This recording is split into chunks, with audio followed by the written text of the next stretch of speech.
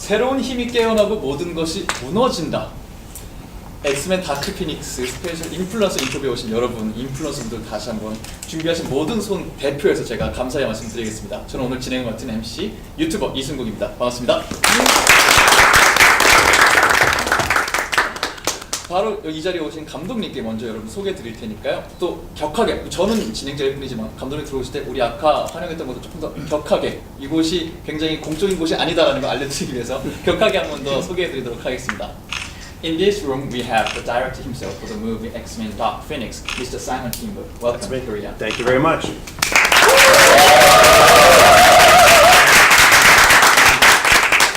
Before we start the actual interview, would you like to say hello to the Korean fans in this room and the Korean fans who are watching this through the videos, photos, and the articles? Sure. Hello to all of you. Thank you so much. Thanks for being a fan. I see a Marvel shirt back down there. I'm sure you're all hardcore fans, and so I appreciate it. To the larger audience out there, to the Korean fans, hello. Thank you for welcoming us to your country with such open arms. And thank you for over the years, as someone who's worked on the X-Men movies and the Deadpool movies and Logan, and you've always been so kind to us. You've always been such a supportive audience, such a reliable audience for us, and you've been a part of our family for a long time. So thank you. 네, 다시 한번 여기 와주신 분들 대단히 감사드립니다. 그리고 또 이렇게 카메라 너머에서 보고 계시는 한국의 팬들에게도 감사드리고요. 지금 마블 티셔츠 입고 계시는 분들도 있고 굉장히 좀 강력한 팬들이지 않을까라는 생각을 합니다. 네, 한국 팬들에게는 일단 너무나도 따뜻하게 우리 모두를 환영을 해주셔서 감사드리고요. 이번뿐만이 아니라 4년간 제가 엑스맨 시리즈도 작업을 했었고 데드풀도 그렇고 로건도 그렇고 늘 전폭적인 지지를 해주셔서 다시 한번 감사드리고, 항상 보면은 저희에게 굉장히 좀 안정적인 그런 늘 지원을 해주시는 그런 관객이었기 때문에 다시 한번 패밀리로서 감사합니다. And before we start, I know all of this looks really formal, but they're not. I can assure you that none of us expected this kind of room. Yeah. Okay. Cool. Yeah, and we didn't know we were gonna sitting like this. Right. So think it as a casual meeting with your fans. Great. Yeah, and say whatever you want to say. Awesome. Okay, thank you very much. 이제 본격적으로 감독님께 인사 나눴으니까 본격적으로 질문 드려보도록 하겠습니다. I heard you met Korean press this morning.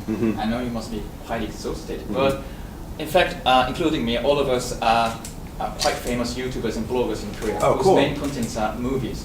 Cool. So as fans of theaters and movies, and of course of fans of X-Men franchise, we all have some questions to ask you personally. Awesome. So do you still have energy to answer all the questions? Absolutely. And I have sugar in front of me. I'm good. That's great. I'm gonna have this macaroon to start. Okay. 오전에 그 기자 미팅하고 오셔서 에너지가 있으시겠냐 했더니 당이 충분하기 때문에 할 수 있다고 에너지 넘친다고 하십니다. Okay, then let's start with the X-Men franchise questions. I believe Gyu have first question. 규님이 먼저 질문하실 게 좀 있다 그래요. 네, 안녕하세요. 저는 시간의 마법사를 운영 중인 블로거 큐입니다. 엑스맨 시리즈가 굉장히 장수하는 프랜차이즈 영화인데요.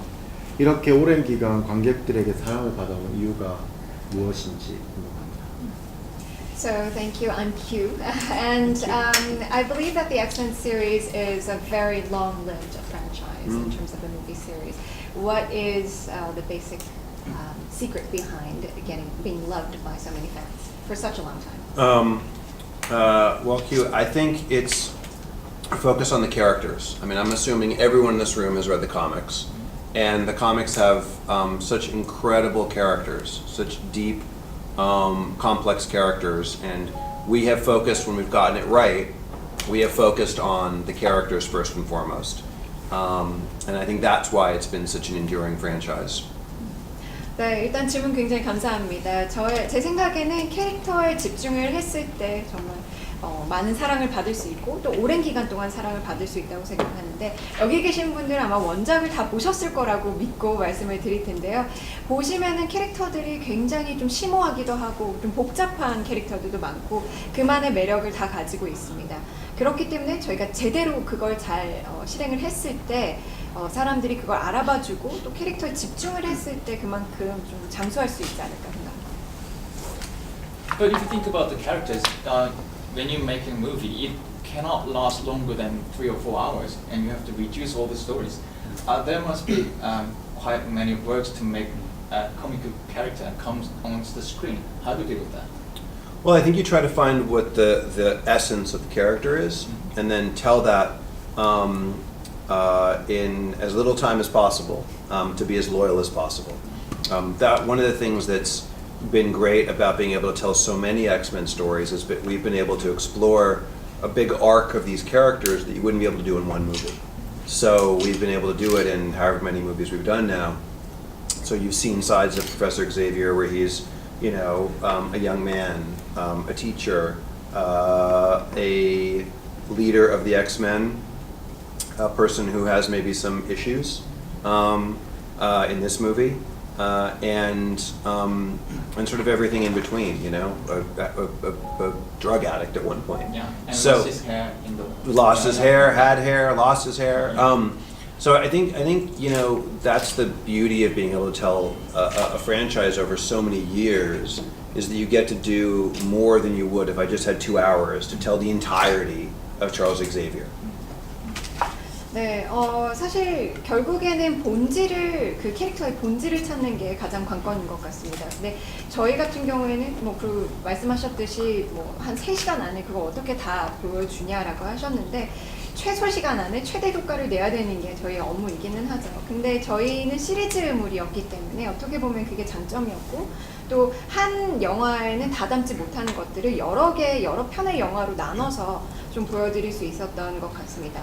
뭐 익제비에 교수 같은 경우에는 사실 뭐 젊은 남성이었을 때부터, 그리고 젊은 교수였을 때까지, 그리고 엑스맨들의 리더였을 때와, 또 뭐 이번 편에 같은 경우에는 좀 본인만의 개인적인 이슈들을 겪기도 하는데요. 그 사이에 약물 중독자도 있었고, 머리가 있었다가 탈모 왔다가 있었다 없었다 하는 경우도 있었는데, 결국에는 오랜 기간에 걸쳐서, 2시간이 아닌 오랜 기간에 걸쳐서 하나의 인물을 좀 나눠서 보여줄 수 있다는 그런 장점도 있었던 것 같습니다. Okay.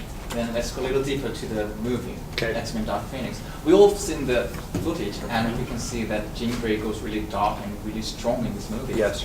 And I believe 멋진 기영 TV has some questions for you. Okay. 네, 안녕하세요. 멋진 기영입니다. 지인 그레이가 마블 세계관에서 가장 강력한 히어로로 손꼽히고 있는데요. 이번 영화에서 지인 그레이의 능력이 얼마나 강력하게 묘사되었는지 궁금합니다.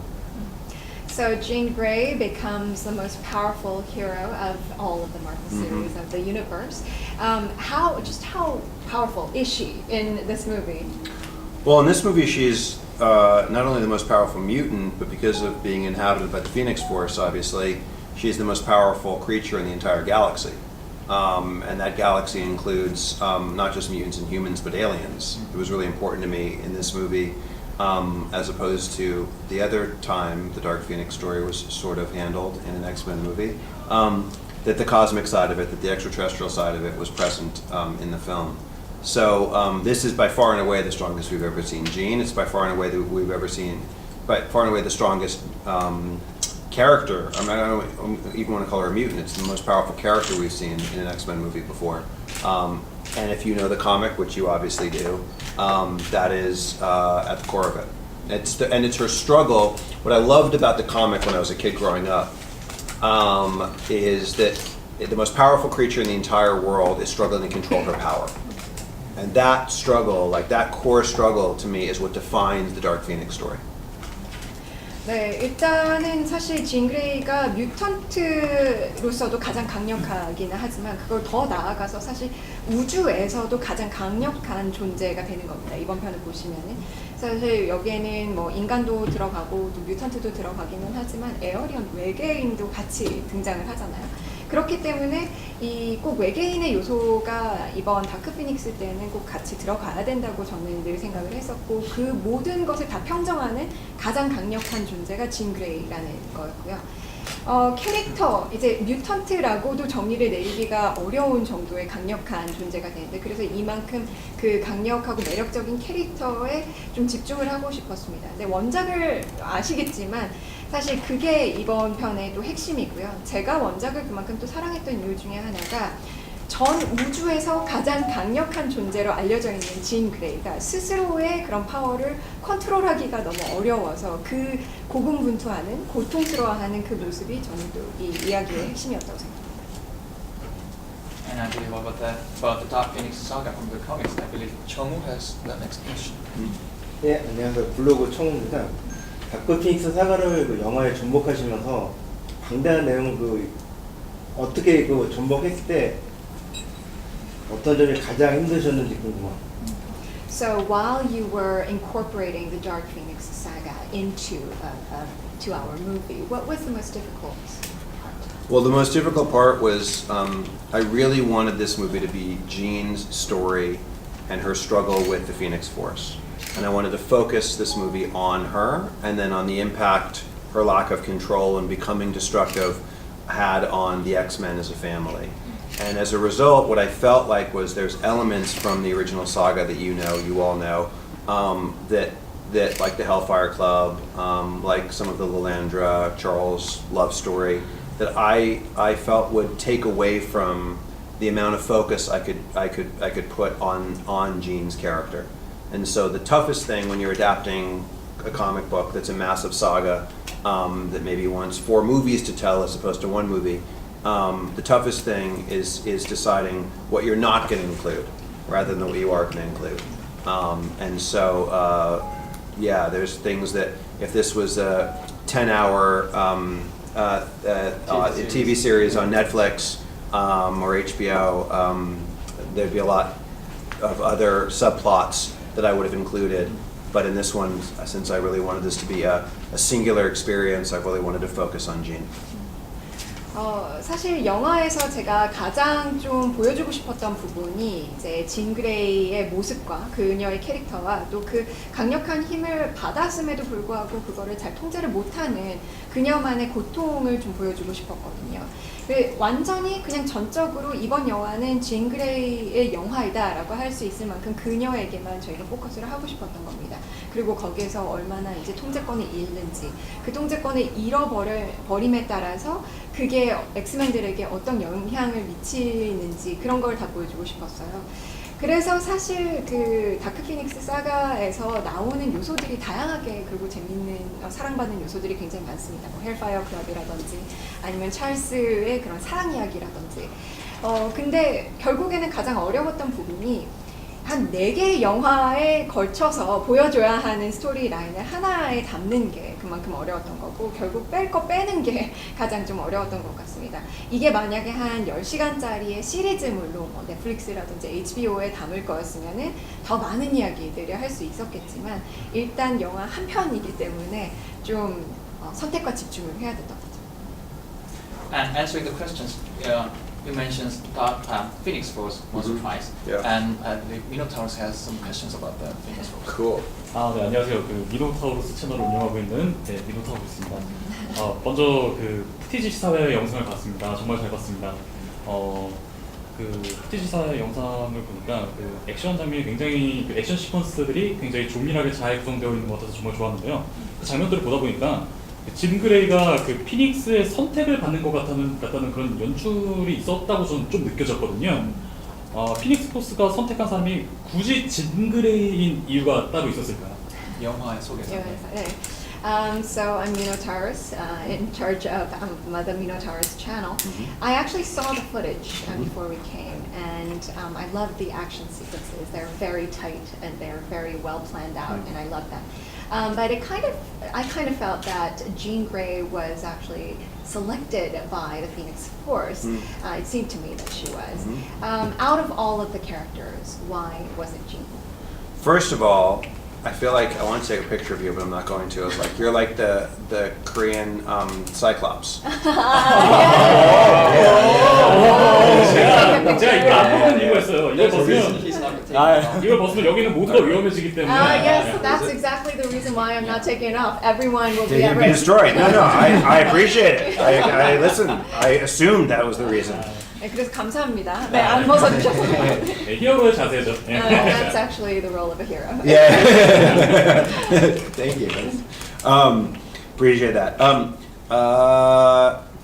the reason that I mean, I think it's a combination of two things. I do think that the Phoenix Force senses Jean's strength, but I also think the Phoenix Force, everything in it, it's said later in the movie that everything the Phoenix Force has touched, it has destroyed, until Jean. And so Jean's power is the thing that it is drawn to, and it is the thing that it can't fully destroy. She's the first thing that's been able to, even planets have been destroyed by it, which we see in the movie. But Jean is able to be inhabited by that control, that force within reason.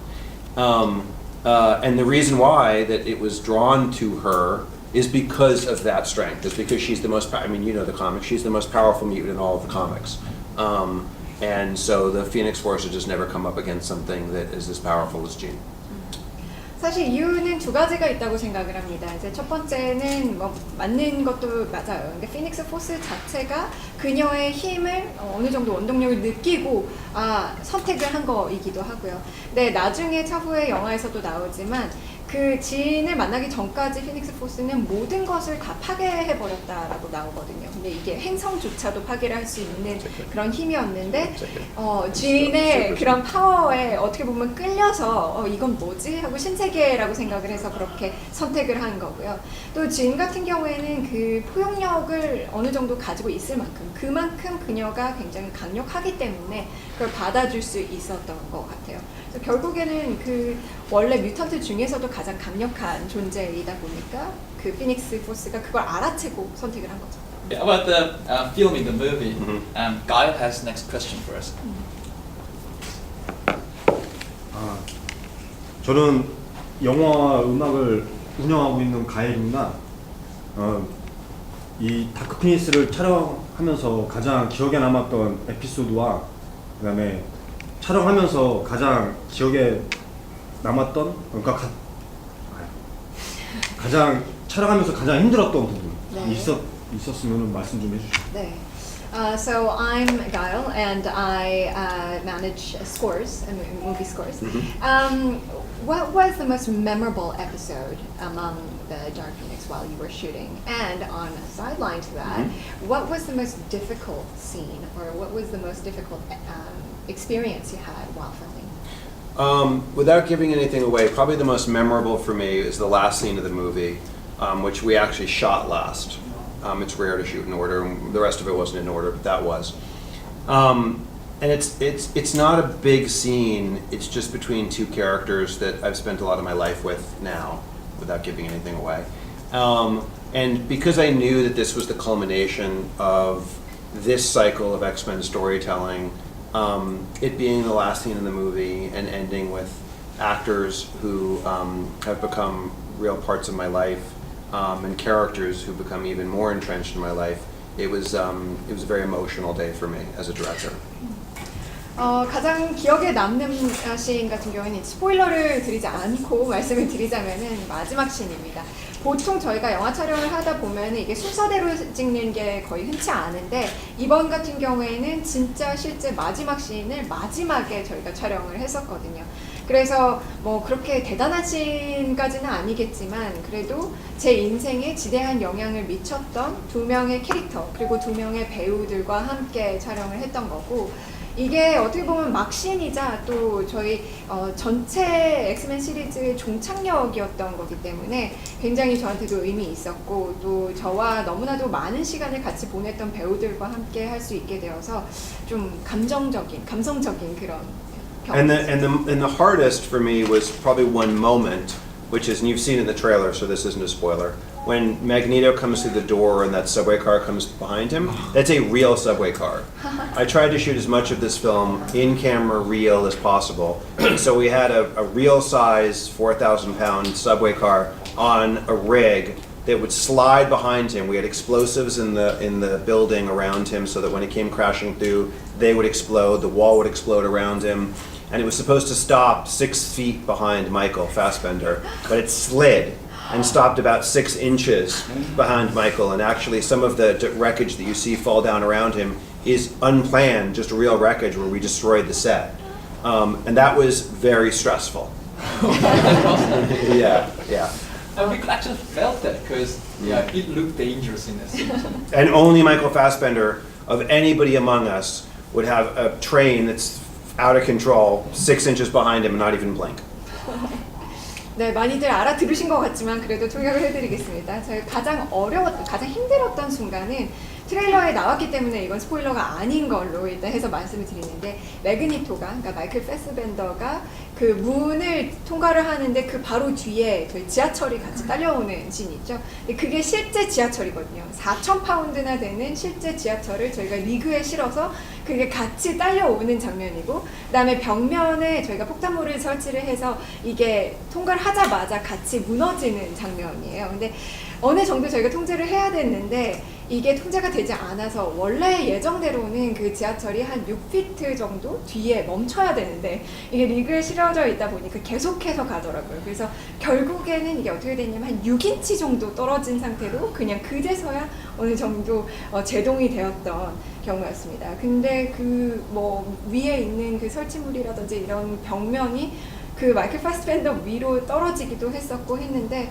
굉장히 위험하면서도 스트레스가 넘치는 그런 상황이었죠. 근데 어떻게 보면은 마이클 파스벤더만이 이런 상황에서도 눈 하나 깜짝하지 않고 그냥 그대로 열연을 할 수 있는 사람이지 않을까 생각했습니다. And about the actors, we have 연두's Marvel have some questions about the actors. 제가 올려서 네.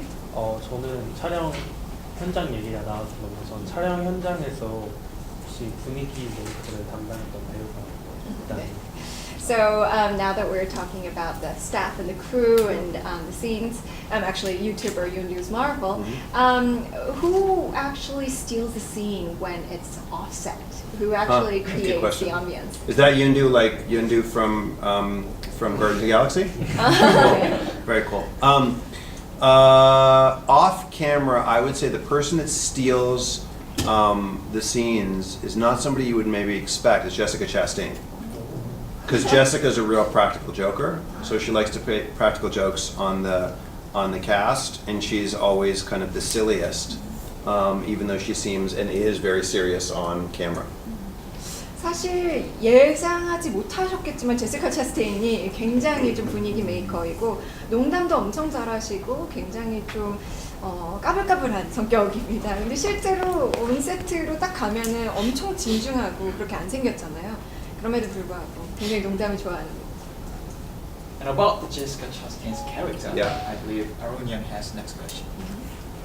안녕하세요. 저 히어로팬 아우니입니다. 질문 드리기에 앞서 감독으로 데뷔하신 거 축하드리고요. 그리고 지난 20년 동안 엑스맨 시리즈에 대해서 많은 노고와 헌신을 보여주신 데 대해서 해주셨습니다. It's like an ambassador now. 저 이번에 제시카 샤스테인이 맡은 역할이 아직 미스터리로 남아있는데 원작에서는 약간 마스터마인드나 이제 릴랜드라를 생각하는 맥락이 있어요. 그래서 이 둘을 합친 건지 아니면 또 어떤 다른 캐릭터를 염두에 두고 만드신 건지 거기에 대해서 조금만 힌트를 좀 주실 수 있나 여쭤보고 싶습니다. So before I move on to the question, I would first of all like to congratulate you on your debut as a director. Thanks a lot. And as a major fan of the X-Men series, thank you for your hard work and effort for the Thank past you. 20 years. Thank you very once much. again. And now on to the question related to Jessica Chastain's actual identity or her character. It still remains a mystery. But it kind of seems to be that you're trying to merge two different characters together from the original series. Was that your original concept, or was it a completely different character? No, you're correct.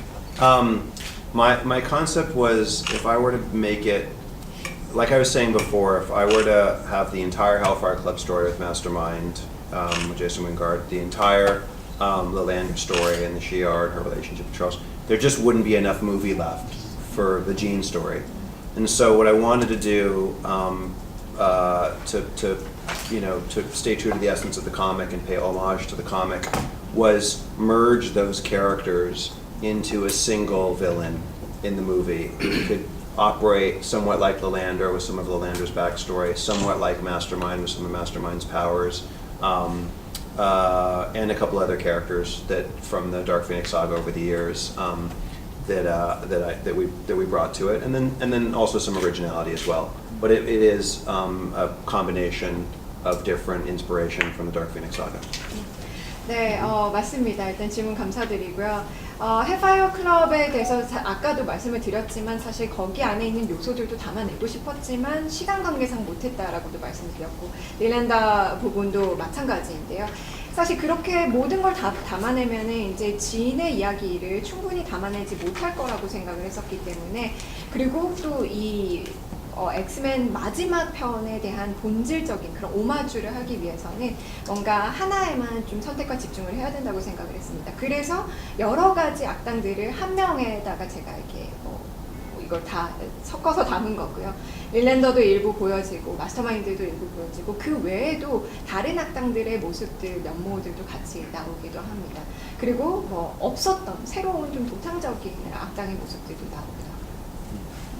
Unfortunately, they're just telling me to wrap things up. Oh, so bummer. before we finish everything, can we just give you a quick last question? Sure. 무비 러봉님, 네. 네, 마지막 질문하고 저 인사 부탁드려야 될 것 같아요. 저는 블로그 모빌러브입니다.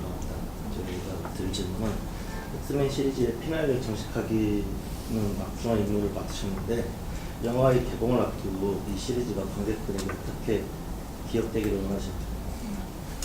So I'm a blogger, and in fact, you have the huge burden of making the finale of the X-Men series. So before it's actually released to the Korean public or the world, what or how do you want the X-Men series to be remembered in Korea or around In the the world? world.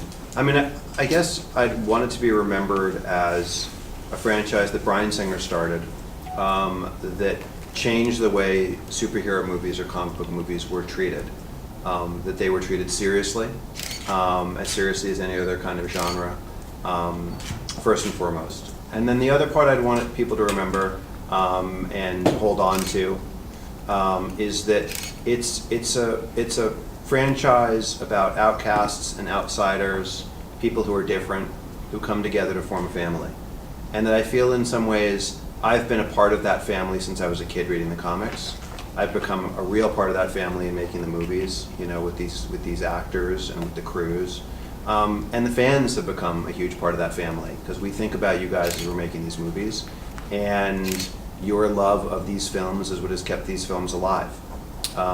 And so that's what I would want people to remember, is that the X-Men are a family that is bigger than the comic and bigger than the cast and the crew and the filmmakers.